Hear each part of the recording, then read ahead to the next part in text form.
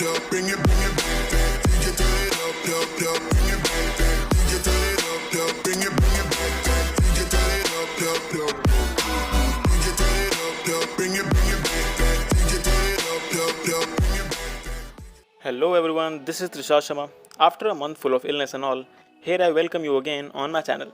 This time full of antibodies. Hope you all are fine, and if not, then don't worry, everything will get fine. So let's start the video.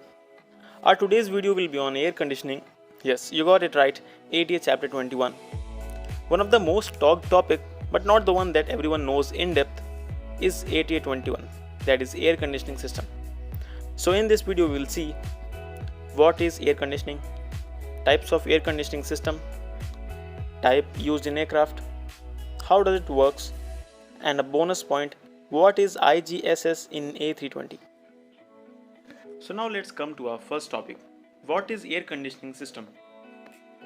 Aircraft cooling system, also called as air conditioning systems, are used to reduce the temperature inside an aircraft for crew as well as for passenger comfort. The two basic methods of reducing the temperature of aircraft are the Freon vapor cycle machine and the air cycle machine. The two systems being completely different from each other, where one system uses refrigerant as a means of transferring the heat from the air inside the cabin to the refrigerant, whereas the another system uses air itself as a primary means of transferring the heat.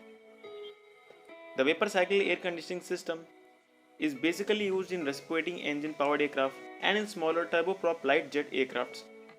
We'll discuss two systems in detail, but before that, if you haven't subscribed to our channel, hit the bell icon and make sure you have subscribed to our channel for such videos. Now let's come back to what we were discussing. So the vapor cycle machine is a closed system using the evaporation and condensation of Freon, that is the refrigerant used here, to remove the heat from cabin interior. Whereas the air cycle machine uses the compression and expansion of air itself to lower the temperature of the cabin air. One more thing, I'm gonna keep this video sleek and simple so that you all understand the basics of every system. So before moving further, just keep this simple formula in mind, that when a gas is compressed, its temperature increases, and when the pressure on the gas is decreased, its temperature also decreases. So now let's have a look on each of the systems side by side. Starting from vapor cycle system, the refrigerant exits from the receiver dry in the form of fine droplets, and then it enters the evaporator, where hot air from the cabin is blown over this refrigerant, where the air from the cabin passes its heat to refrigerant, thereby increasing the temperature of the refrigerant and turning it into vapor.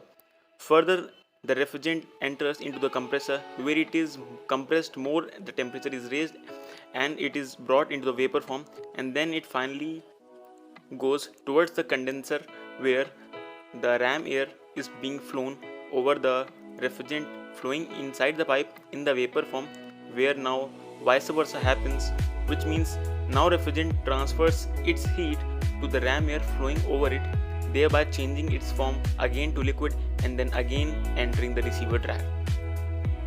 So in a similar fashion, let's have a look towards the air cycle machine system of air conditioning, that is the basic of all air conditioning system currently ongoing in all aircrafts. So let's have a look.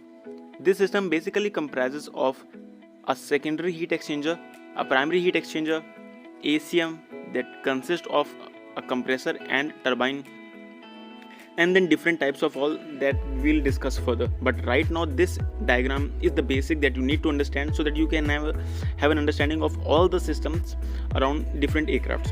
So what happens is that the bleed air from the engine enters through the pack flow control valve towards the primary heat exchanger that is exposed to the external airflow. Now after exiting the primary heat exchanger, the air enters the compressor, where it is compressed more and more, temperature being raised, and is sent to the secondary heat exchanger, where its temperature brought to its limits. Now afterwards, exiting the secondary heat exchanger, the air enters into the ACM turbine, where during exiting the air expands because of the wider area of the exit chamber, and as we know that as the gas expands, its temperature lowers. So by giving the air an area to expand, the temperature is being lowered, and the final result comes from here.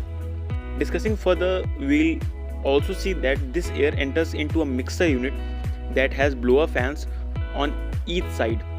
The blower fan work in bringing the cabin air into this mixer unit, from where hot and cold air is mixed, and then finally different streams of air are provided in different zones of aircraft: forward zone, mid zone and aft zone, with the help of a trim air valve. The trim air valve is similar to what its name suggests. It simply trims the temperature of the air and brings it to the particular value as per the requirement of the temperature of the air inside the aircraft cabin. As you can see here, the forward zone has a temperature of 18 degrees Celsius and the aft zone has a temperature of 25 degrees Celsius, which means that the trim air valve would be more open towards the aft section and less open for the forward section, meaning controlling the temperature of the air finally being allowed to flow inside the cabin. So the modern Last turbine powered aircraft make use of the air cycle machine air conditioning system to adjust the temperature of the air directed into the passenger and crew compartments of these large aircraft. Also, the cabin is heated and pressurized by the use of this technique. Another advantage being less complexity, less economical and ease of maintenance and lighter.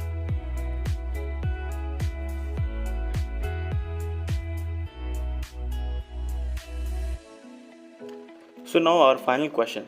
What is IGGS, Inert Gas Generation System, in Airbus A320? So basically this is a part of the fuel tank inerting system which has two subsystems: Conditioned Service Air System CSAS and Inert Gas Generation System IGGS.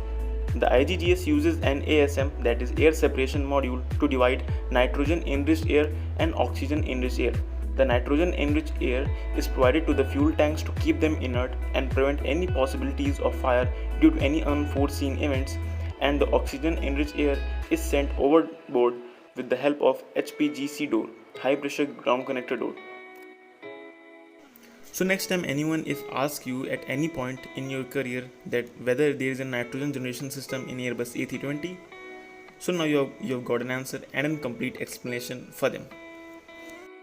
So this was it for today guys. I hope you liked the video. This was a short and brief explanation about air conditioning basics, ATA21 and ATA47 IGGS.